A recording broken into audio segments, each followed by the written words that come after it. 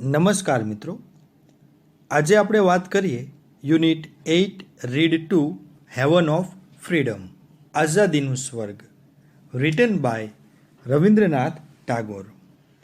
મિત્રો, રવિન્દ્રનાથ ટાગોર વિશે તમે સૌ જાણો જ છો.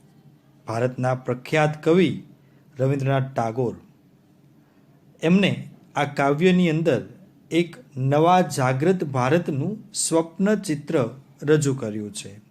તેઓ આઝાદ ભારતને આ પ્રકારનું જોવા માગતા હતા, જ્યાં કોઈના મનમાં કોઈ ડર ના હોય, જ્યાં જ્ઞાન સાહજિકતાથી, સરળતાથી, મુક્ત રીતે મળતું હોય, જ્યાં દરેક જગ્યાએ દેશનો વિકાસ થતો હોય, જ્યાં અંધશ્રદ્ધાઓ દૂર થતી હોય અને જ્યાં સત્યનું પ્રમાણ હોય. કવિ ઈશ્વર પાસે એવા જાગૃત ભારતની કલ્પનાને પૂર્ણ કરવાની પ્રાર્થના કરે છે. કવિ એક સુંદર મુક્ત ભારતનું ચિત્ર આબેહૂબ રીતે રજૂ કરે છે. તો આ કાવ્ય ખરેખર તો એક પ્રાર્થના તરીકે જ આપણે આને લેવી જોઈએ કે કવિ ઈશ્વર પાસે એક મુક્ત આઝાદ ભારત માટેની પ્રાર્થના કરે છે. તો સમજીએ આપણે કાવ્ય વિશે. Where the mind is without fear and the head is held high, where knowledge is free, where the world has not been broken up into fragments by narrow domestic walls. આ ચાર લાઈનને પહેલા આપણે સમજીએ મિત્રો. where the mind is without fear, કવિ ઈશ્વર પાસે પ્રાર્થના કરે છે કે મારો આઝાદ ભારત દેશ કેવો હોવો જોઈએ. તો એના માટેની આ પ્રાર્થના છે કે જ્યાં આગળ મન છે ડર વગરનું હોય અને મસ્તક છે એ ગર્વથી ઊંચું હોવું જોઈએ. તો મિત્રો, કોઈ વ્યક્તિનું મન છે એ ડર વગરનું ક્યારે હોય અને એનું મસ્તક ક્યારે ઊંચું હોય? જ્યારે એ વ્યક્તિ સાચો હોય, પ્રામાણિક હોય અને એ નીતિથી કામ કરતો હોય, ત્યારે જ એના મનમાં કોઈ ડર ન હોય.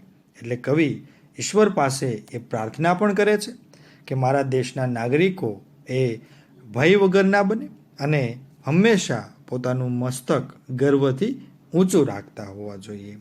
વેર નોલેજ ઇઝ ફ્રી, જ્યાં જ્ઞાન છે એ મુક્ત હોય. મિત્રો, અહીંયા જે જ્ઞાન મુક્ત હોય એનો અર્થ કોઈ ફી બાબતે નથી, પણ જ્ઞાન મુક્ત હોય એટલે કે દેશની અંદર સમગ્ર દેશવાસીઓ એક સમાન શિક્ષણ લઈ શકે, જ્ઞાન લઈ શકે, એ જ્ઞાનની વાત છે. મિત્રો, તમે જાણતા જ હશો કે અગાઉના સમયમાં અમુક લોકોને શિક્ષણથી વંચિત રાખવામાં આવ્યા હતા. તો એક એવા દેશની એક કલ્પના કરે છે. આ રવિન્દ્રનાથ ટાગોરે આ ચિત્ર જોયું હતું કે દેશના અમુક લોકો છે એને શિક્ષણથી વંચિત રાખવામાં આવે છે. એટલે એમણે એવા એક આઝાદ ભારતની કલ્પના કરી કે જ્યાં આગળ નોલેજ છે એ મુક્ત હોય, બધાને એક સમાન રીતે જે જ્ઞાન છે એ મળતું હોય, જેથી કરીને દેશના વિકાસમાં એક સમાન જે વિચારધારા છે એ જોઈ શકાય છે. એટલા માટે કીધું છે where knowledge is free, where the world has not been broken up into fragments by narrow domestic walls. અને જ્યાં આગળ આખું એ વિશ્વ એ સંકુચિત જે આંતરિક ઝઘડાઓ છે એનાથી એ વિભાજિત થયેલા ન હોવા જોઈએ, એ ટુકડાઓમાં આખું એ વિશ્વ તૂટેલું ન હોવું જોઈએ. એટલે દેશની જે અખંડિતતાની વાત છે એ જળવાવી જોઈએ, એવી પણ એક પ્રાર્થના કરે છે.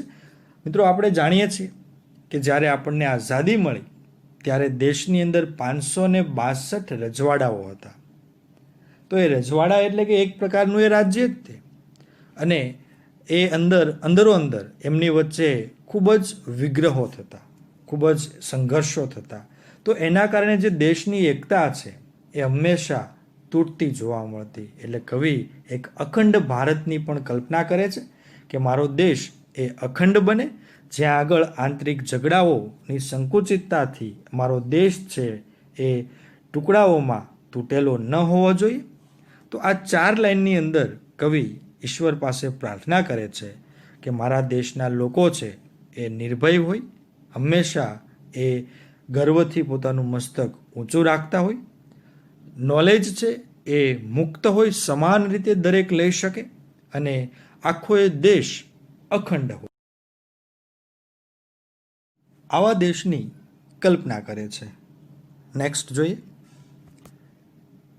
Where words come out from the depth of truth, where tireless striving stretches its arms towards perfection, where the clear stream of reason has not lost its way into the dreary desert sand of dead habit. જ્યાં શબ્દો સત્યની ઊંડાઈથી આવતા હોય, where words come out from the depth of truth, લોકો જે કાંઈ બોલે એ હંમેશા સત્ય બોલે, જે કાંઈ કામ કરે એ હંમેશા સત્યને ધ્યાનમાં રાખીને કામ કરે. તો આવા પ્રકારની પણ ઈશ્વર પાસે પ્રાર્થના કરે છે કે મારા દેશના લોકોની અંદર સત્ય છે એ હંમેશા જળવાવું જોઈએ. વેર ટાયરલેસ સ્ટ્રાઇવિંગ સ્ટ્રેચિસ ઇટ્સ આર્મ્સ ટુવર્ડ્સ પરફેક્શન, જે આગળ અથાગ સંઘર્ષો એ પૂર્ણતા તરફ પોતાના હાથ ફેલાવે. એટલે શું મિત્રો? કે અથાગ સંઘર્ષો કરવાથી જ આપણે કોઈ પણ બાબતમાં પૂર્ણતા મેળવી શકીએ છીએ. આ વાત આપણે સૌ જાણીએ છીએ કે તમે કોઈ એકનું એક કામ વારંવાર કરો તો એ કામની અંદર તમે પરફેક્ટ બની જાઓ છો. એટલા માટે કીધું છે કે જે આગળ અથાગ સંઘર્ષો પૂર્ણતા તરફ પોતાના હાથ લંબાવે, એટલે કે લોકો છે એ સતત પરિશ્રમી હોવા જોઈએ, સતત એ સંઘર્ષ કરતા હોવા જોઈએ, અને એક સમય એવો આવે કે એ જે સંઘર્ષ કર્યો હતો એમને એમાં એ પરફેક્ટ બની જાય છે. તો આ પણ એક જરૂરી છે કે કોઈ પણ કામ આપણે કરીએ અને વારંવાર એ કામ કરવાથી એના અંદર આપણે પરફેક્ટનેસ એ મેળવી લેતા હોઈએ છીએ. જોઈએ આગળ. Where the clear stream of reason has not lost its way into the dreary desert sand of dead habit. મિત્રો, ખૂબ સરસ વાત છે કે આપણને ઘણી વખત કોઈ સારા વિચારો આવતા હોય છે, આપણે સારું આયોજન કરતા હોઈએ છીએ, પણ 1-2 દિવસ થાય એટલે એ કામ, એ આયોજન આપણું બધું જ વિખાઈ જાય છે. એનું કારણ આ છે મિત્રો, સમજીએ શું કારણ છે. કે જ્યાં આગળ સ્પષ્ટ વિચારનું ઝરણું, clear stream of reason, reason એટલે તર્ક કહી શકો, વિચાર કહી શકો, કે જ્યાં સ્પષ્ટ તર્કનું ઝરણું એ જે કાંઈ ઉદાસ રણ જેવી જૂની ટેવો છે, એ જૂની ટેવોની અંદર એ પોતાનો માર્ગ છે એ ભૂલવું ન જોઈએ. મિત્રો, અહીંયા પ્રિન્ટિંગ મિસ્ટેક તમને જોવા મળશે. જૂની ટેવો, તેઓની જૂની ટેવો આપણે એ યાદ રાખવાનું. તો આ છેલ્લી 2 લાઇનની અંદર શું વાત કરી છે કે જ્યાં આગળ સ્પષ્ટ વિચારનું ઝરણું, એક સ્પષ્ટ તર્કનું ઝરણું, એ પોતાનો માર્ગ, પોતાનો રસ્તો, એ જૂની ટેવો છે, જે ઉદાસ રણ જેવો વિસ્તાર છે, જે એકદમ મોનોટોનિયસ લાગે છે, નીરસ લાગે છે, કંટાળાજનક લાગે છે, એમાં એ સ્પષ્ટ વિચારનું ઝરણું, પોતાનો માર્ગ ન ભૂલવું જોઈએ. એટલે શું મિત્રો? કે જ્યારે પણ આપણા મનમાં કોઈ સ્પષ્ટ વિચાર આવ્યો છે તો એ યોગ્ય રીતે, યોગ્ય સમયે, યોગ્ય જગ્યાએ એનો અમલ થવો જોઈએ. આપણે ઘણું બધું આયોજન કરી નાખતા હોઈએ છીએ, ઘણા બધા સારા આપણા માટે વિચારો કરી નાખતા હોઈએ છીએ, પ્લાનિંગ બધું પરફેક્ટ હોય છે, પણ જ્યારે એનો અમલ કરવાની વાત આવે ત્યારે એ અમલ થઈ શકતું નથી. એનું કારણ શું છે?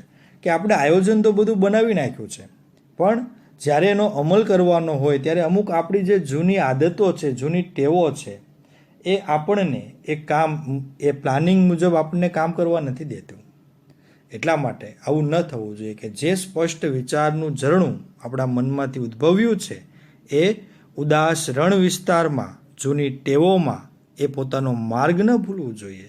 જ્યાં એ અમલ થવો જોઈએ ત્યાં એનો અમલ છે એ આપણે કરવો જોઈએ, એનો અમલ થવો જોઈએ. તો આ 4 લાઇનની અંદર કવિ કહે છે કે હંમેશા લોકો છે એ સત્યપ્રિય હોવા જોઈએ, હંમેશા લોકો સંઘર્ષશીલ હોવા જોઈએ, અને જે પણ સ્પષ્ટ વિચાર આવે છે એ યોગ્ય સમયે, યોગ્ય જગ્યાએ, યોગ્ય રીતે એનો અમલ છે એ થવો જોઈએ. નેક્સ્ટ જોઈએ. Where the mind is led forward by thee into ever widening thought and action, into that heaven of freedom, my father, let my country awake. સમજીએ, છેલ્લી 3 લાઈન છે કે જ્યાં આગળ મન તમારા દ્વારા આગળ દોરવામાં આવે, ધી એટલે યુ, ઓલ્ડ ઇંગ્લિશ લેંગ્વેજ છે, ધી એટલે યુ. ઈશ્વર પાસે પ્રાર્થના કરતા કહે છે કે જ્યાં આગળ મન છે એ તમારા દ્વારા આગળ દોરવામાં આવે. ક્યાં આગળ? તો k into ever widening thought and action.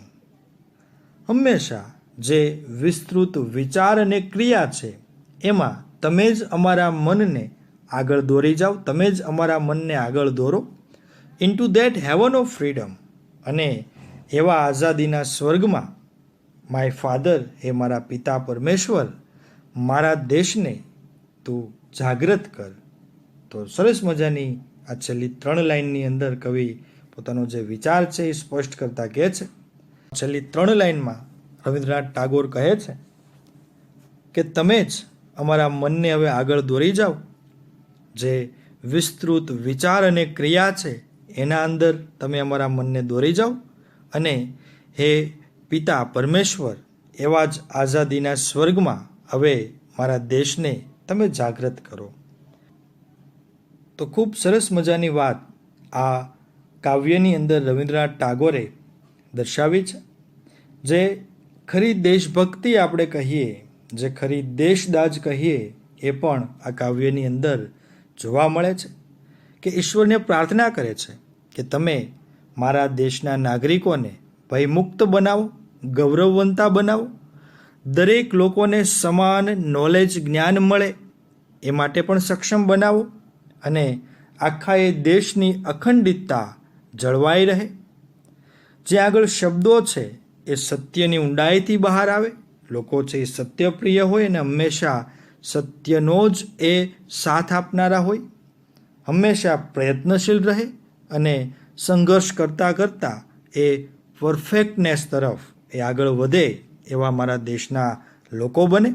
અને જે પણ સ્પષ્ટ વિચાર, જે પણ સ્પષ્ટ તર્ક આવ્યો છે મનમાં, એ યોગ્ય રીતે, યોગ્ય જગ્યાએ, યોગ્ય સમયે એ અમલ થવો જોઈએ. એ યોગ્ય જે વિચાર આવ્યો છે એ જૂની આદતોમાં પોતાનો માર્ગ છે એ ન ભૂલવો જોઈએ. અને છેલ્લે કહે છે કે તમે જ હવે અમારા મનને જે વિસ્તૃત વિચાર છે, ક્રિયા છે, એમાં આગળ વધારો.